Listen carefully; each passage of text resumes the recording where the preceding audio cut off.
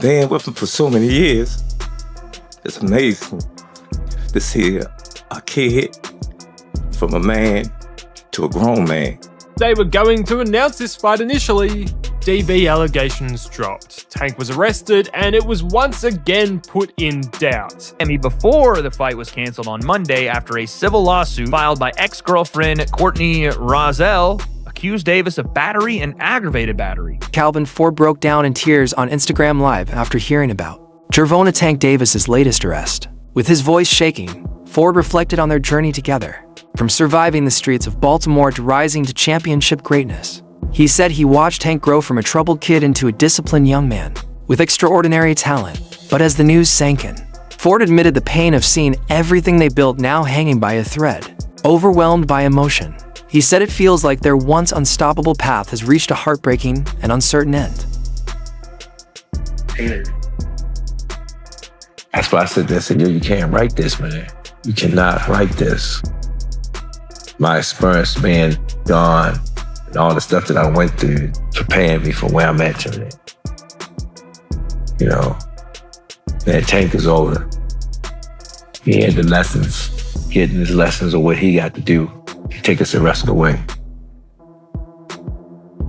And this is his take us the rest of the way. Gervonta Davis has faced controversy multiple times throughout his career.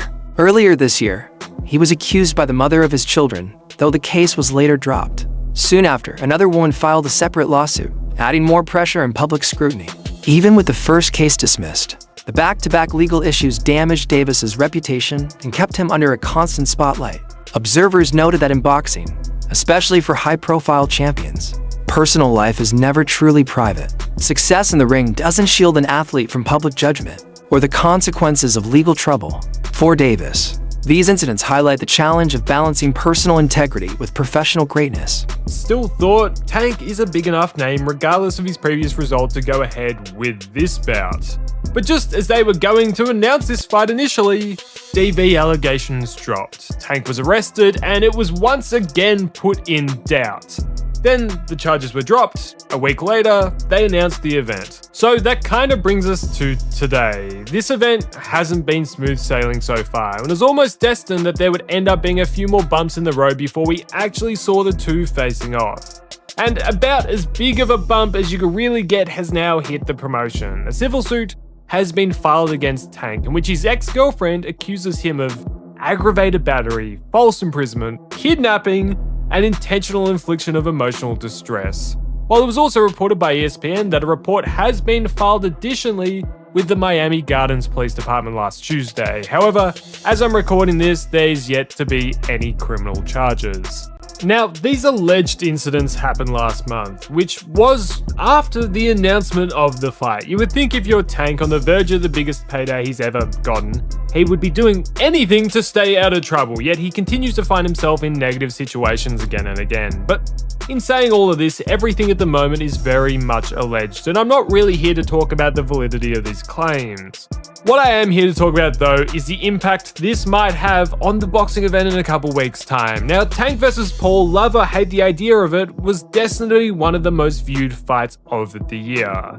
Although there are rumors of there being poor ticket sales, the at-home... Roy Jones Jr. also shared his thoughts, saying Gervonta has been dealing with heavy issues for a long time. He explained that this new lawsuit only adds to the pressure, especially because it arrived right when Davis was preparing for a major fight against Jake Paul. According to Jones, most people inside boxing were aware of Davis's past struggles, so the situation wasn't shocking, but it was still painful to watch. Just what were your thoughts on that whole thing? Man, I really don't want to even have much to say about that because everybody will take it the bad way. But all I'm gonna say is this: Jake Paul knew what it was when he first signed the fight. This ain't the first time he had battery against a woman. You knew what it was when you first signed the fight. So don't get mad and cuss him out and talk bad about him now. You knew what it was when you signed up for it. Come on, bro. You know what I'm saying? Let's not do that. I don't talk bad about him either, but don't do the dude like that. No, the dude having a hard time in his life right now. Don't just do him like that, you know what I mean? Because you knew exactly what he was when you signed him to fight the first time. All I gotta say. Tank's team has kind of been bringing that, talking about just some of Jake's past, and more kind of said that Jake said he's actually afraid to fight Tank. I mean, do you think that leaned a little more on that side, and they're just selling it the other way? I don't really know what it is. Like I said, I don't really know. I'll get into it, but we all know young guys go through issues. Jones said the cancellation of the Jake Paul fight made matters even worse, leaving Davis to face legal battles, public criticism, and the frustration of losing a massive opportunity. Jake Paul gave his own perspective on the situation. He claimed that Davis was fully sober and completely aware of his actions during the incident, saying there was no attempt from Davis to avoid responsibility by blaming intoxication. Paul's comments, while not legally confirmed, was on Aiden Ross, and he shared a story about Jake Paul, about Gervonta, and he said, look, Aiden, it was 4:15 in the morning. It was 4 o'clock in the morning. Gervonta Davis was sober. He got sober into a car and drove out there at that hour to do this. This guy is extra bad. Let me repeat that. Let me repeat that.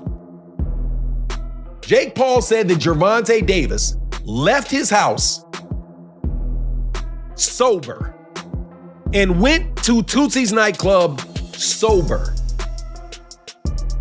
I just want you to put your common sense hat on. How in the world would he know that? Does Jake Paul talk to Gervonta Davis? Did Gervonta Davis tell Jake Paul I was sober when I left the house? Did Jake Paul have a camera in Gervonta Davis's car?